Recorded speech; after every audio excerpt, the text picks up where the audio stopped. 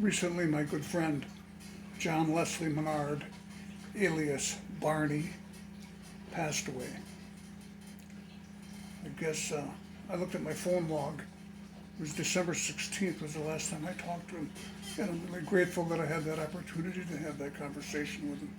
I didn't realize at the time that it would be the last time I spoke with him. You know, I remembered him from grade school. We'd go Saturdays we had catechism class at St. Anne's, and John and his sister Sally would come, all dressed real nice. Their mom took really good care of those kids, had them dressed in nice clothes. Sally had a nice dress, saddle shoes, you know. John had pressed pants and a button-down shirt, hair brill creamed over a little part on the side, a little dippity-doo wave in the front, you know, and they sat there, rosy cheeks. I used to kid that they looked like the Campbell Soup kids. And John and I used to see each other at Victory Beach back in the day when we were still pretty young, and we both could agree upon one thing, that after a day in the sun of swimming, a guy could really work up a powerful appetite, and he couldn't wait to get home to have a peanut butter and jelly sandwich and a glass of milk. So anyway, somewhere in the 1960s, there was a big thing in the news about the first heart transplant. It was done by Dr. Christian Barnard, and that name Barnard ended up in like National Lampoon, or maybe it was Mad Magazine. They did a parody on Dr. Barnyard. They called him Dr. Barnyard, chasing farm animals around, trying to get the hearts out, you know, do heart transplant with farm animals.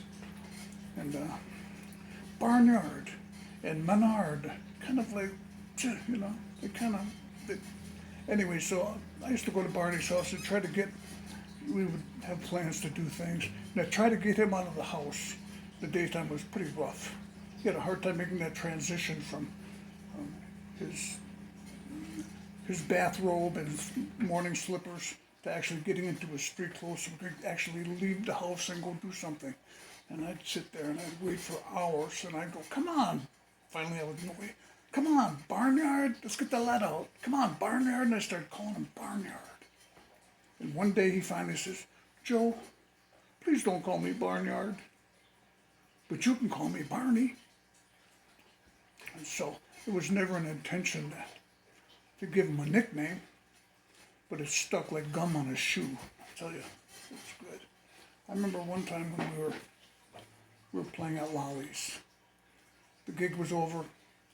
The doors were locked. It was after all. Jack Hasenfuss was behind the bar. And I grabbed a ballpoint pen and I went into the girls' bathroom, and on the wall I wrote, Barney Menard is a good lay. And then I forgot about it. And days later, it was out. It was like, hey, Joe, some girl wrote, Barney Menard's a good lay in the bathroom. I wonder who that is. I said, well, I don't know. I never did tell anybody. I was just trying to help the guy out, you know, what our friends for. You know, Barney Menard is one of those guys who never had any enemies. There was just something about Barney. Everybody loved Barney because he was just real. If anybody didn't like him, it was because he was such a damn good drummer. They might have been jealous of him, you know. I don't know.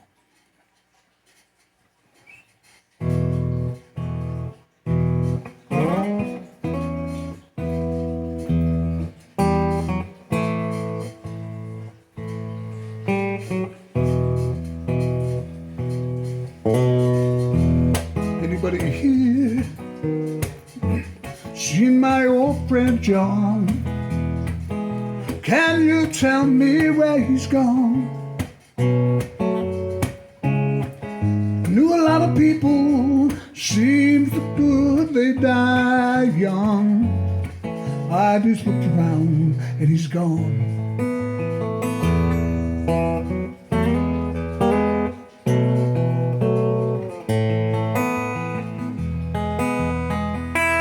Anybody here seen my old friend Barney? Can you tell me where he's gone? He played with a lot of people, seems for good they died young. I just looked around and he's gone. He made a lot of music, but it seems it's time to go home. I just looked around and he's gone.